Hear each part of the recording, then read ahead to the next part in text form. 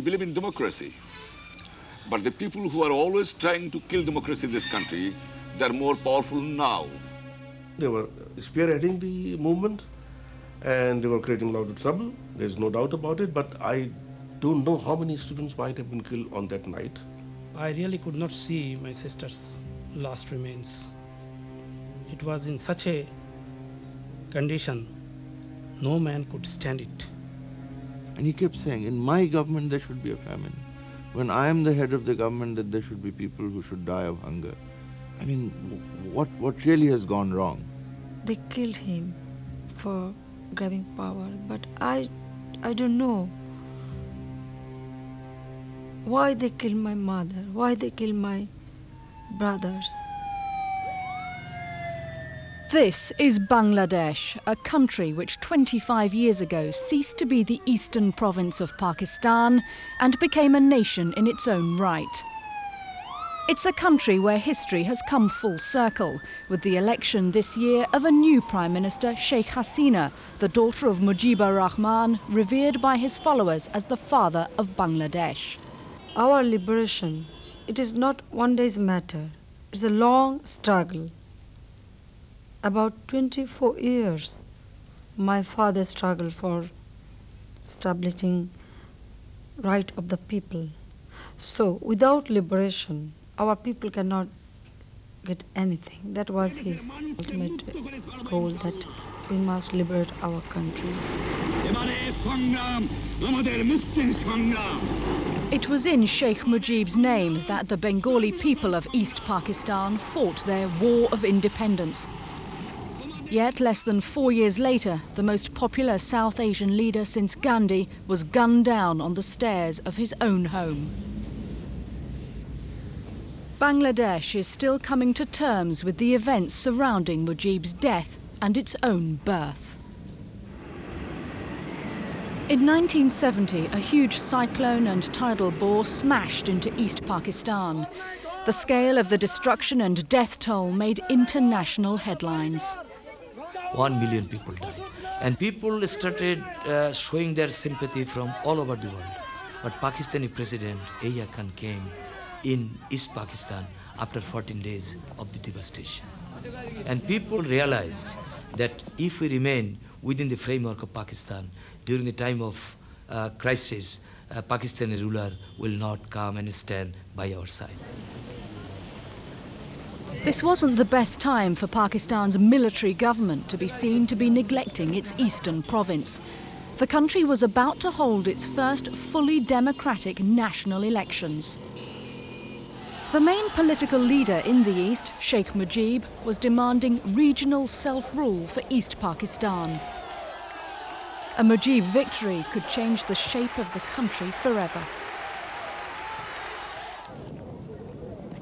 Pakistan had been created in 1947 as an independent nation for India's Muslims. Millions migrated there. But as the Muslims were historically concentrated 1,000 miles apart in the northwest of India and in East Bengal, the country which emerged consisted of two separate wings. West Pakistan and East Pakistan shared a government and a religion, but not much else. Well, language was one of the main differences. But then there was the differences in food habits, clothing, and the way of life in general. It is true that some of the provinces in what was West Pakistan were more homogeneous. They had fewer non-Muslims. But in Bengal, we had lived with the Hindus, a larger number of Hindus for a long time, and there were common exchanges. So this is also seen as one of the differences. I mean, the Muslims of West Pakistan would look down upon the Muslims of the East as not being true Muslim. From the appointment of Jinnah as Governor-General, Pakistan's power base lay in the more developed West. However, more than half the country's population lived in the East. In a speech at Curzon Hall in Dhaka, East Pakistan's capital, Jinnah announced that Urdu would be Pakistan's only state language. The Bengali-speaking audience was outraged. A lengthy protest campaign began.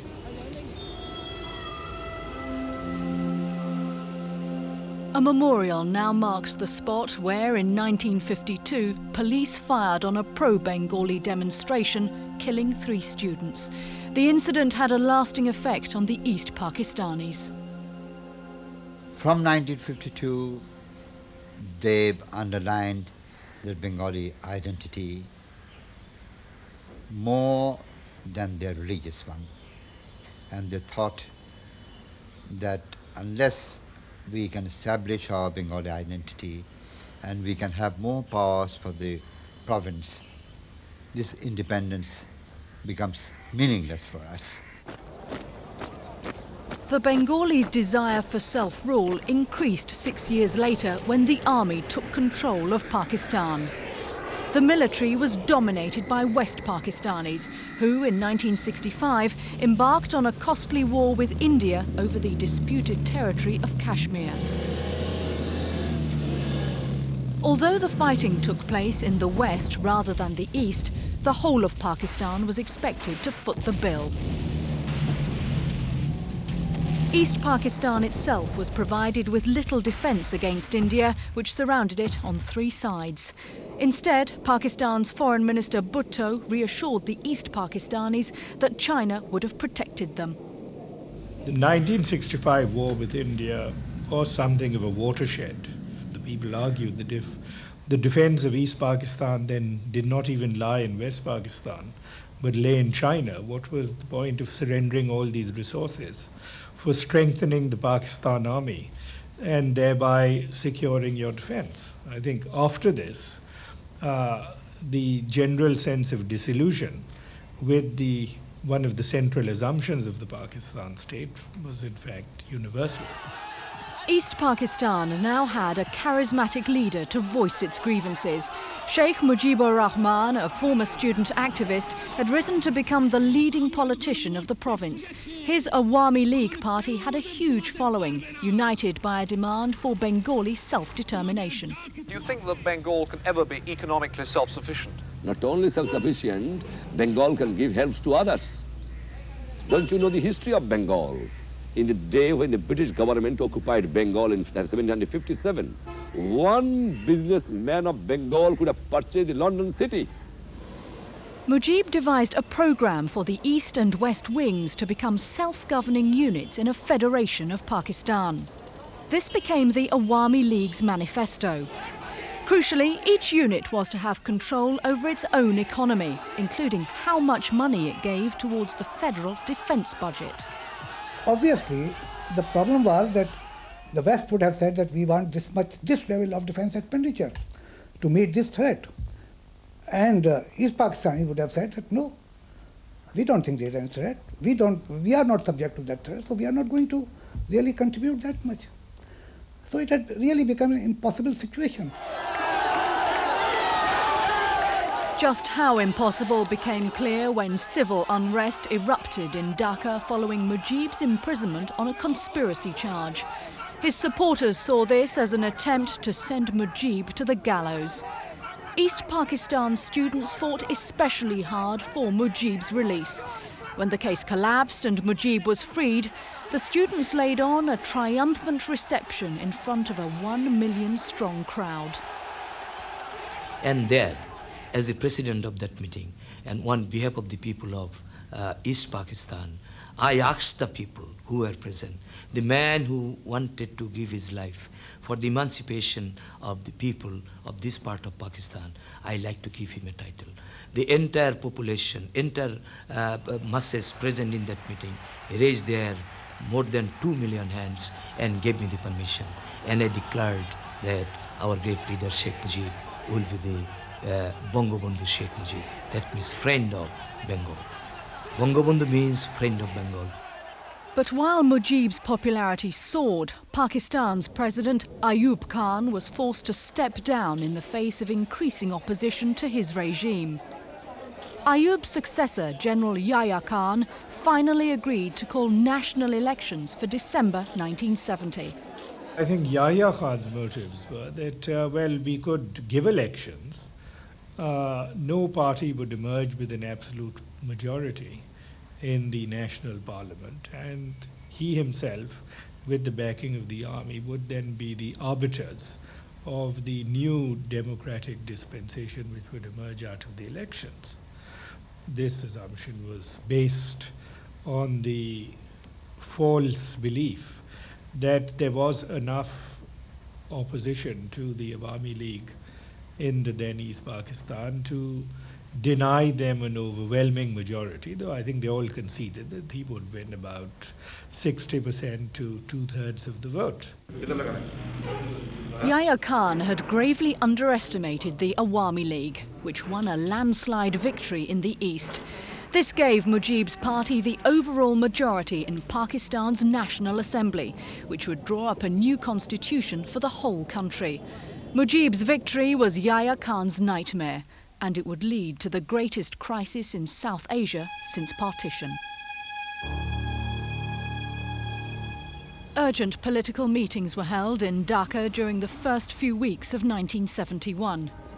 Mujib was visited by both Yahya Khan and Bhutto, the former foreign minister whose Pakistan People's Party had won the most seats in West Pakistan. But Awami Leaguers would still outnumber Bhutto's party in the National Assembly by almost 2-1. The bottom line in the case of Bhutto remains that he didn't want to remain outside power. Now what system he wanted, it was not clear. What sort of constitution would take care of his concerns that he should be in power in any case, it's not clear. He never made it clear. So the cover he gave for this was the interest of West Pakistan. In fact, they did coincide. The army felt threatened. They felt threatened that they wouldn't get all the budget that they have been getting if Mujib became the prime minister. Bhutto announced that his party would boycott the National Assembly unless Mujib moderated his demand for regional autonomy to be included in the new constitution. The demand on one side was let the assembly meet, let the political process commence. And the other side was saying, no, we won't allow it to commence because they felt that they could not control that process. And they wanted to use force.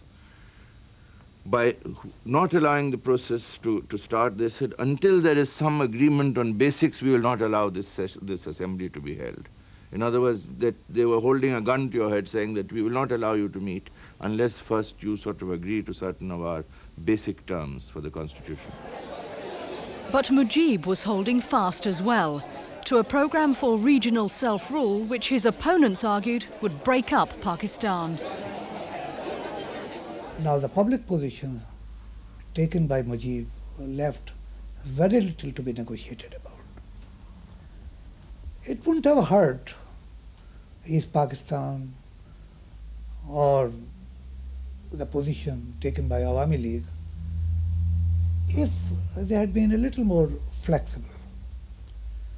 But Mujib took the stand that his own extremist elements won't let him concede anything. But that's neither here nor there. The political leader is supposed to lead. But while the standoff in Dhaka continued, arms and soldiers from West Pakistan began quietly arriving by air and sea. On February 28, a shipload of arms were brought to Chittagong port in a vessel known as MV Swat. Now the troop build-up and the bringing of a shipload of arms and ammunition, that made us absolutely suspicious that the troops are coming and arms and ammunition are coming for them. And remember that there was no Indian military build-up. So we started asking ourselves, if there are no military build-up across the border, for whom these troops are coming? On March the 1st, 1971, Dhaka exploded in outrage when Yahya Khan postponed the National Assembly indefinitely, just 2 days before it was due to sit. Mujib retaliated by declaring a mass non-cooperation movement. We don't believe in armed struggle. We have fought and suffered because we followed the constitutional procedure and constitutional convention. And we believe in democracy. But the people who are always trying to kill democracy in this country, they're more powerful now. Mujib's most radical supporters had begun to organise themselves along military lines. Although still negotiating for a federal settlement, Mujib was now doing little to dissuade his militants who wanted East Pakistan to become a wholly independent nation. Bangladesh, the land of the Bengali speakers.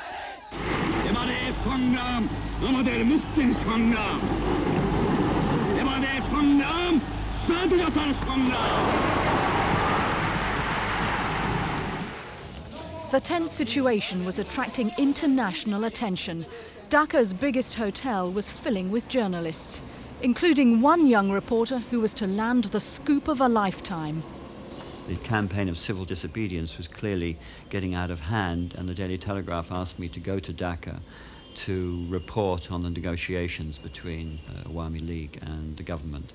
All of us, the press corps at the time, there was about 40 journalists here, we all had a sense that anything could tip the balance. It was a very delicate situation, and the talks between the West and the East were very much in the balance. The negotiations just seemed to be sort of, being prolonged. And we would come back and say that, the fear, our fears, we shared our fears with Sheikh Mujib and the party's executive committee, saying that, look, we as negotiators feel that they are deliberately dragging things out. And the fear is that, the fear that they are just taking time while the military build-up is being carried out may well be what is going on. So let us not be unduly hopeful of the outcome. The point of no return was about to be reached. In Chittagong port, Pakistan naval forces opened fire on dock workers attempting to block the unloading of the ship MV Swat. Dozens of workers were killed. On the afternoon of March the 25th, with the army firmly in place in Dhaka, Yahya Khan flew back to West Pakistan. The moment that we had heard Yahya Khan had gone and flown home, we knew that was it, that the carpet was about to be pulled. And I think everyone knew that. It was like everyone ran for cover. Many people came to him that they suggested my father to leave the house and go for hiding. But my father was not prepared because he said that if they come to arrest me and if they don't get me, then in the name of searching me, they may kill many people in this country. At 10 o'clock, or just before 10 o'clock, I heard that the first convoys had left the barracks. And I understood from a couple of sources that there were about 3 battalions on the move. An armoured battalion with tanks, an artillery battalion and an infantry battalion. That's a lot of soldiers and a lot of iron to put in on a city where, according to Pakistani propaganda, was armed to the teeth, but from our knowledge had nothing more than a few old muskets and a couple of grenades. Well, the army was trying to restore the rule of law. The army's main objective was to restore the authority of the central government, you see, which had been completely destroyed by the civil disobedience movement. Now, as far as the use of force is concerned, it was very controlled, absolutely controlled, there is no doubt about it. The army operation carried on throughout the night. There were no independent witnesses as the press corps were confined to their hotel. The army was to escort them out of the country the next day, whether they liked it or not. I didn't see how I could walk away from this story without getting out there and seeing what had happened. And I think this was made even, I felt it even more because I had in the 4 or 5 weeks I'd been in the country, made a lot of friends, Bengali friends. And I thought, that's it, I'm not going to go. But you have to work out a system for doing this. I chose the roof because then I could hide underneath the central air conditioning unit and occasionally come out onto the top here and look over the edge to see whether or not the army had come and taken away the other journalists. Every time the army came, the Bengali staff in the hotel had to find a different place to hide me. Hot and sweaty, this one, but it was usually the kitchen. And down a long corridor, there used to be a cupboard where they kept kitchen utensils, pots and pans, and they'd shove me in here for a couple of hours. Having evaded the army, Simon Dring and a French photographer who'd also stayed behind made a secret tour of the city. We knew what we were going to see was going to be unpleasant. It had to be, given the extent of the firing and the way in which it had gone on for so long. But you're never quite prepared for it. When we arrived at the university, there was a place called Iqbal Hall, which was one of the main dormitories for the students. And this is where most of the real pro-Awami Leaguers hung out, the hardcore, if you like. And there were shell marks all over the building, and there was a smell of burning. And I remember walking down this long corridor that went past all the dormitory rooms. And I looked in one room, and it looked like it had been ransacked, and there was a student sprawled dead across an easel. In another dormitory, there were 2 students dead in their beds. When you looked down from the balcony out across a lake, near the lake was a big pit where we were told they had buried some bodies. We counted in all nearly 30 bodies in and around Iqbal Hall and across the campus. There'd been pretty heavy fighting there, and a lot of people had died. The army did go for the Jagannath Hall and the Iqbal Hall, which were being used by the students as their parade grounds and their training areas. They were organizing, they were spearheading the movement, and they were creating a lot of trouble. There's no doubt about it, but I don't know how many students might have been killed on that night. I had been to those 2 places on the morning and afternoon of the 26th. I did not see any dead bodies there. The debris may have been removed since. So I'm not trying to tell you that there were no casualties at all. We drove down some of the back streets, and we came to an area that I'd known quite well before the crackdown as a busy, noisy, colourful place full of stalls, and it was completely leveled. It was this great sort of acreage of just smoking ruins of twisted, corrugated iron. And people who were still in that area said that the troops had come along during the day on the 26th. And they had positioned jeeps at the end of each street with men with machine guns on them.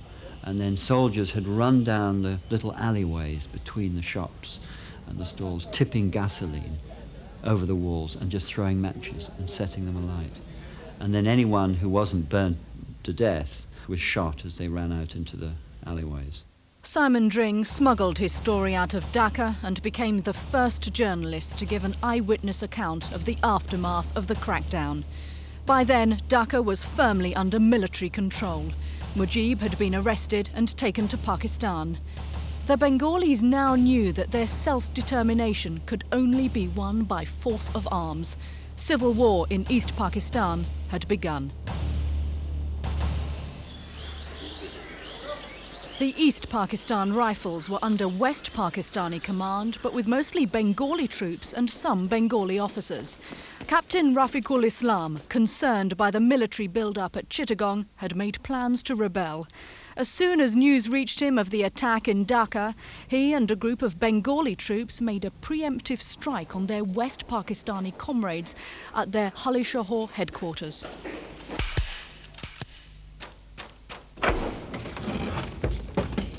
We took over the whole of Halishahor by about 11, in a very short time, because we were fully prepared. And we arrested about 400 non-Bengalis in 2 hours' time, without firing a single bullet. The rebels then set off to launch their first direct action against the Pakistan army. On 26th evening, we ambushed this column, and the Pakistanis lost about 70 of their officers and men, including the commanding officer of the Frontier Force Regiment and his second-in-command and few other officers and JCOs. In April 1971, a Bangladesh government in exile was formed in India by Awami League leaders who had escaped Dhaka. Syed Nasrul Islam became vice president. Mujib, imprisoned in Pakistan, was made president in his absence. Other pockets of armed resistance had opened up in East Pakistan as Bengali troops and police rebelled, taking their weapons with them. But by June, most of the rebels had been forced to retreat across the Indian border. Pakistan's strength at that time was being raised gradually to about 5 divisions. And if you want to attack a conventional force of 4 to 5 divisions, you need at least double. Normal standard is 3 times. But even if you don't have at least double, you don't have a chance to win. We realized that to raise that much of a force with a government which do not have enough resources and fund, it will be very difficult. The cheapest is to go for a guerrilla warfare. Side by side, prepare your conventional forces. The guerrillas' tactics were to weaken the Pakistan army through sabotage, ambushes, and by disrupting communications.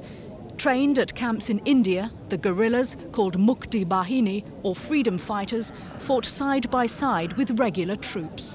নিয়মিত বাহিনী আর মুক্তি বাহিনীর মধ্যে পার্থক্য একটাই যে নিয়মিত বাহিনী অর্থ উপার্জনের জন্য যুদ্ধ করেছে, বেতন পেয়ে তারা যুদ্ধ করেছে, আর মুক্তি বাহিনী তার মাতৃভূমির স্বাধীনতার জন্য যুদ্ধ করেছে। এবং যেহেতু দেশের মুক্তির জন্য তারা যুদ্ধ করেছে, সেই হেতু একটি নিয়মিত বাহিনীর চাইতে মুক্তি বাহিনী অনেক বেশি শক্তিশালী এবং দক্ষ হতে পেরেছে। The guerrillas ranged from university students to illiterate villagers. The most decorated woman fighter of the conflict was Taramon Bibi. As a 14-year-old village girl, she was adopted by a sergeant in a guerrilla camp. Taramon started out cooking and cleaning and ended up fighting.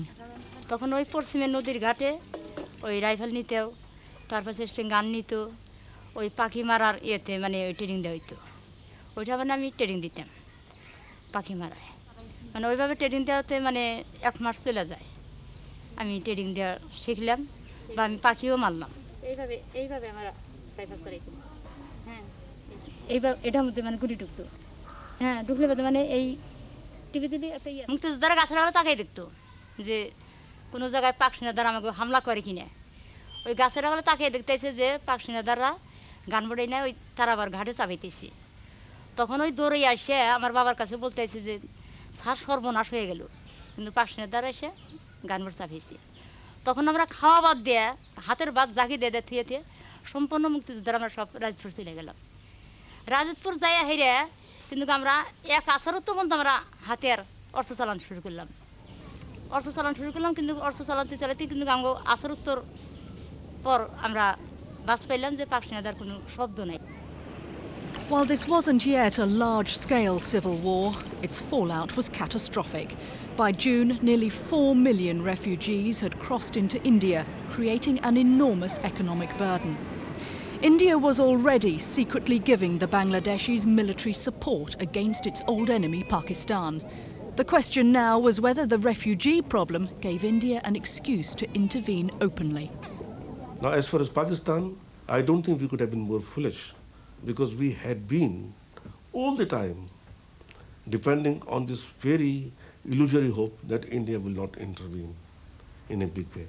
You have to give them some support, because otherwise these refugees will come and stay in India, and that will become extremely impossible for India to provide them. I mean, economically, it was just not feasible.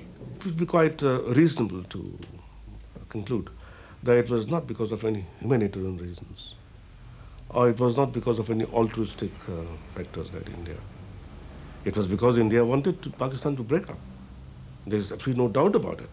Absolutely no doubt about it. By early November, the Bangladeshi guerrillas held strips of territory on the borders of East Pakistan. India now began to take direct action. India started giving us heavier weapons. And I also observed that Indian military had started reconnaissance along the borders. And they were making very big movements, although very secretly. But as military people, we could make out that it's a very big move. And then I became hopeful that India is going to get involved with us in a big way. We realized that this may